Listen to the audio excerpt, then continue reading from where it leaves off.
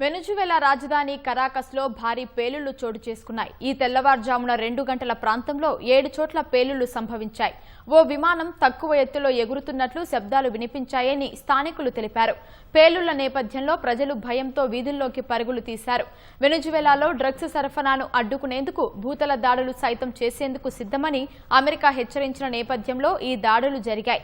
Military సౌకర్యాలు సహా పలుచోట్ల అమెరికానే ఈ దాడులు జరిపినట్టు అధికారిక వర్గాల ద్వారా తెలుస్తోంది.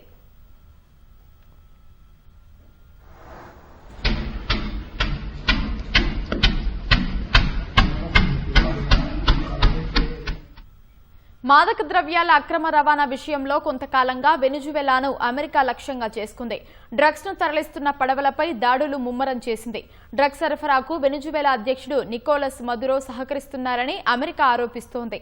డ్రగ్స్ సరఫరాను అడ్డుకునేందుకు వెనుజువేలాలో భూతల దాడులు సైతం చేస్తామని అమెరికా అధ్యక్షుడు ట్రంప్ ఇటీవల హెచ్చరించారు. ఈ పరిణామాల నేపథ్యంలోనే తాజా పేలుళ్లు చోటు చేసుకున్నాయి. మరోవైపు అమెరికా ఆరోపణలను వెనుజువేలా అధ్యక్షుడు నికోలస్ మదురో ఖండించారు. డ్రగ్స్ ముఠాలతో తనకు సంబంధం లేదని, మాదక ద్రవ్యాల అడ్డుకట్టకు అమెరికాతో చర్చించేందుకు సిద్ధమని పేర్కొన్నారు. అయితే వెనుజువేలాలోని అపారమైన చమురు నిల్వలను దక్కించుకోవడమే అమెరికా లక్ష్యమని ఆరోపించారు.